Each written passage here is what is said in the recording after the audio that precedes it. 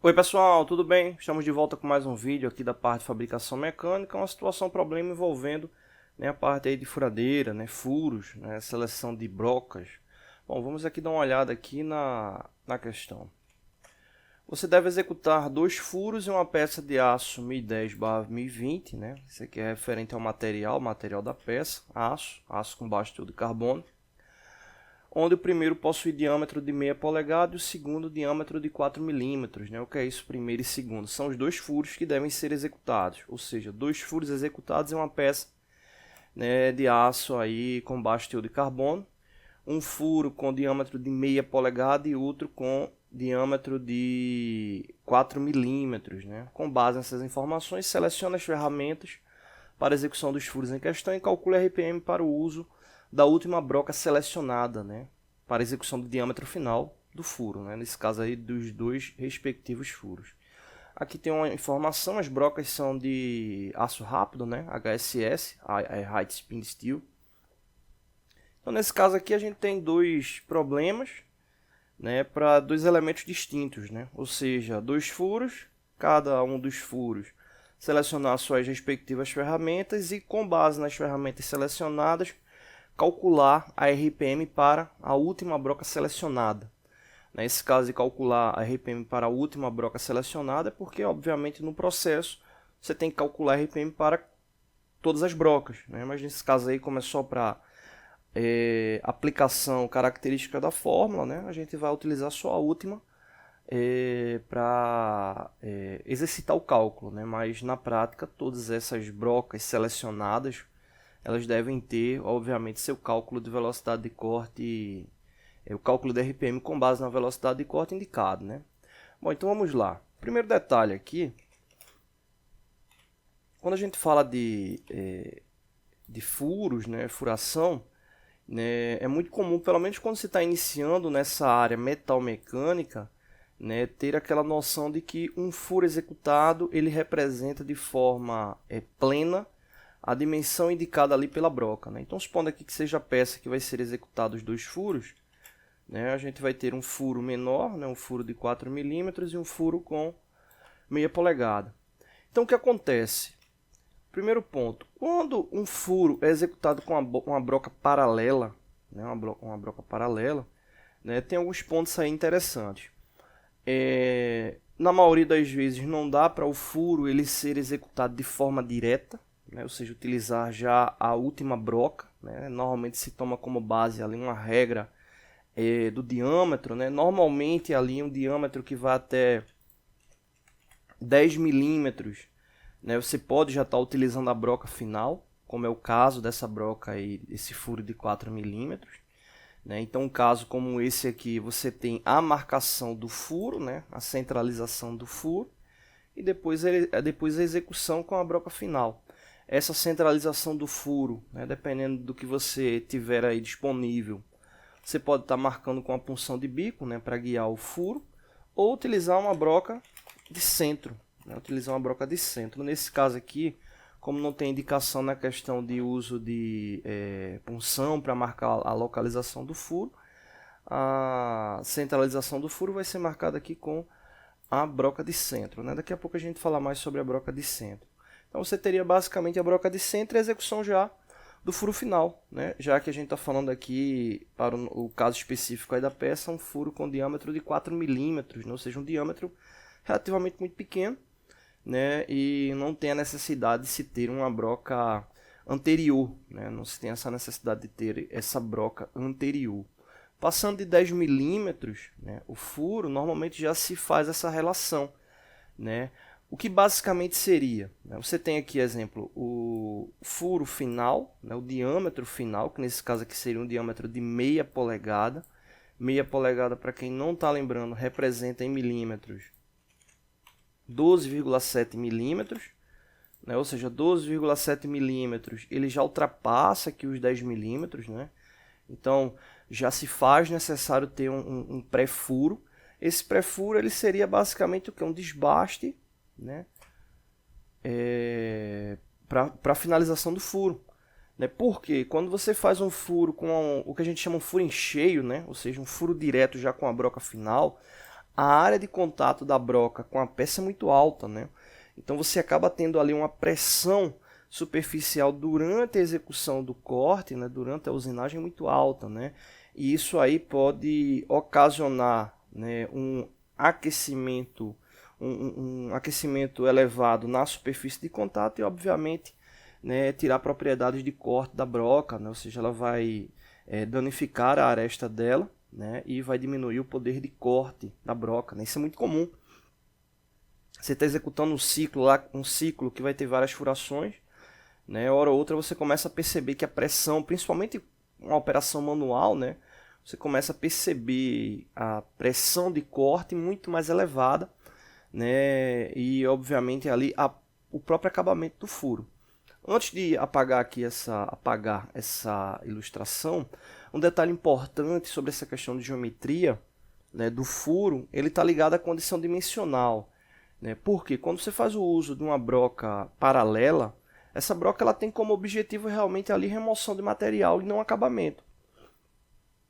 Então, um caso como esse, né, aí, se você executa, exemplo, um furo com a broca de meia polegada, né, que é igual a 12,7 milímetros, e vai fazer a medição do furo, você vai ver que tem uma oscilação, né? Vou fazer aqui um esboço, né? Você teria aqui, exemplo, o diâmetro ideal, né, e na execução do furo, o que é que acontece? Você teria essas imperfeições. Obviamente não vai ficar dessa forma como está aqui no esboço, né? Ele vai ficar, obviamente, com a aparência mais circular possível, mas na prática você vai ter essas interferências, né? Então o furo ele vai acabar tendo uma tendência a ficar com um diâmetro maior.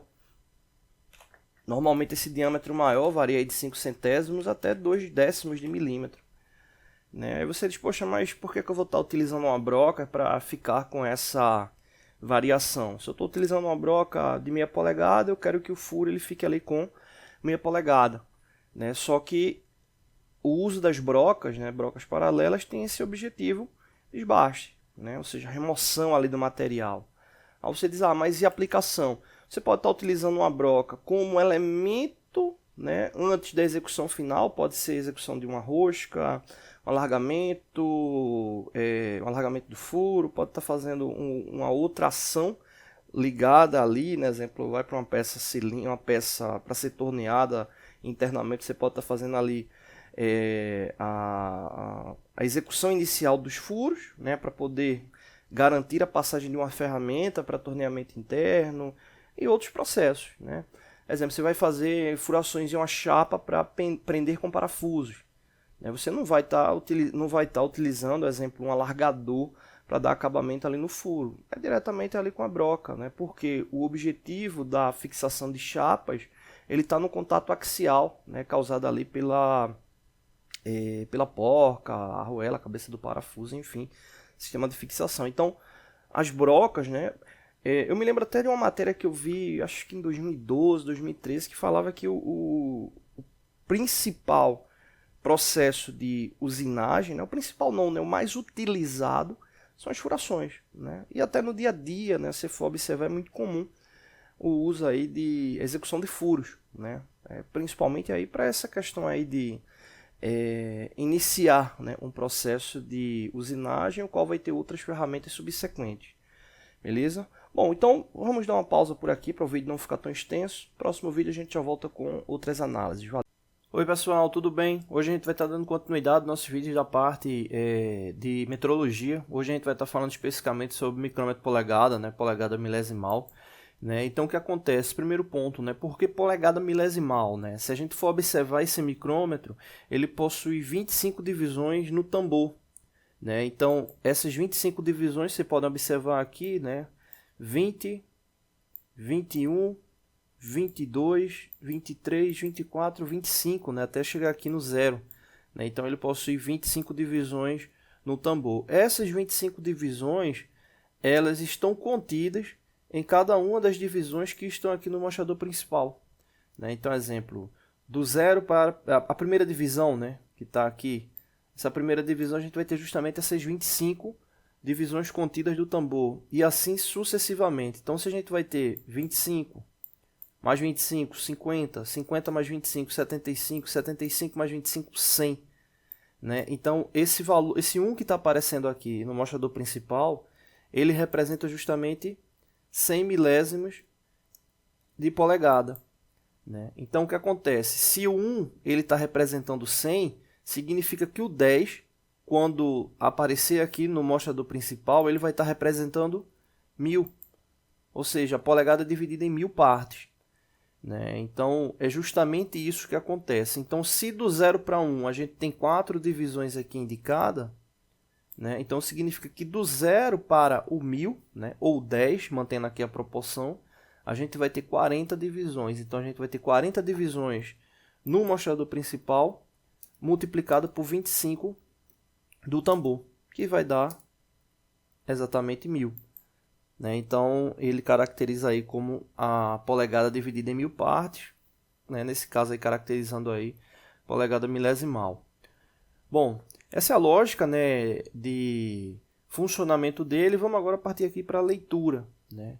O que é que acontece aqui? A gente tem que observar a indicação do tambor, né, a divisão aqui do tambor. Né? E nesse caso aqui, a lógica não muda dos outros micrômetros, né, do sistema métrico. Né? Então, nesse caso aqui, essa divisão, se a gente for observar, ela já ultrapassou o 100, né? Ultrapassou a divisão subsequente, que é mais 25 divisões aqui do tambor, ou seja, ele já passou 125. Passou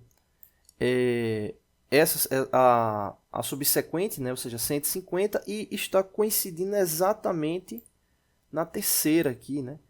Ou seja, a gente tem 25, 50, 75.